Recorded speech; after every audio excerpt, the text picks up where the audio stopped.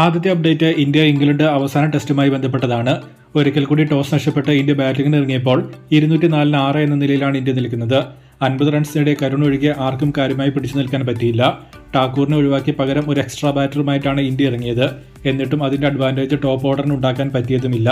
കരുൺ സുന്ദർ ജോഡി ഒരു big partnership ഉണ്ടാക്കിയിട്ടില്ലെങ്കിൽ ചിലപ്പോൾ 250-ൽ താഴെ തന്നെ ഇന്ത്യൻ ഇന്നിംഗ്സ് അവസാനിച്ചേക്കാം.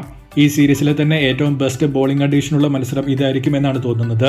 ഡേ 1-ൽ തന്നെ ഫാസ്റ്റ് ബോളേഴ്സിന് നല്ല സപ്പോർട്ട് ഉണ്ടായിരുന്നു. അടുത്ത അപ്ഡേറ്റ് IPLുമായി ബന്ധപ്പെട്ടതാണ്. KKR ഒരു ഇന്ത്യൻ വിക്കറ്റ് കീപ്പർ ബാറ്റർക്ക് വേണ്ടി തന്നെ ഡെസ്പെറേറ്റ് ആയി ട്രേഡിംഗ് വിൻഡോയിൽ ശ്രമിച്ചുകൊണ്ടിരിക്കുകയാണ്. ആദ്യം സഞ്ജുവിന് വേണ്ടിയും അത് റിജക്റ്റ് ആയപ്പോൾ ഇഷാൻ കിഷന് വേണ്ടിയും ഇപ്പോൾ KL രാഹുലിന് വേണ്ടിയും KKR ടോക്ക് നടത്തിയിട്ടുണ്ട്. രാഹുലിന് വേണ്ടി KKR ഇൻട്രസ്റ്റഡ് ആണ് എന്ന ന്യൂസ് ഇന്നലെയാണ് പുറത്തു വന്നത്. പക്ഷേ ഇത് നടക്കാനുള്ള വലിയ സാധ്യത കാണുന്നില്ല. കഴിഞ്ഞ സീസണിൽ ഡൽഹിയുടെ ലീഡിംഗ് റൺ സ്കോററായിരുന്നു രാഹുൽ. അവർ തുടക്കത്തിൽ തുടർച്ചയായി വിജയിച്ച മത്സരങ്ങളിൽ രാഹുൽ തന്നെയായിരുന്നു ബാറ്റിംഗിൽ മെയിൻ കോൺട്രിബ്യൂഷൻ നടത്തിയത്. സോ അത്രയും ഇമ്പോർട്ടൻ്റ് ആയ ഒരു താരത്തെ വേറെ ടീമിന് കൊടുത്ത് പുതിയ പ്ലെയറെ തപ്പാൻ ഡൽഹി ശ്രമിക്കാനുള്ള സാധ്യതയും കാണുന്നില്ല. KKR ലേലത്തിൽ നിന്നും പുതിയ ഏതെങ്കിലും താരത്തെ കണ്ടെത്തുന്നതായിരിക്കും ഏറ്റവും നല്ലത്. കാരണം എല്ലാ ടീമിലെയും തന്നെ ഇന്ത്യൻ വിക്കറ്റ് കീപ്പർ താരങ്ങൾ അതത് ടീമിൽ ഇമ്പോർട്ടൻ്റ് ആയ പൊസിഷനിൽ നിൽക്കുന്നവർ തന്നെയാണ്.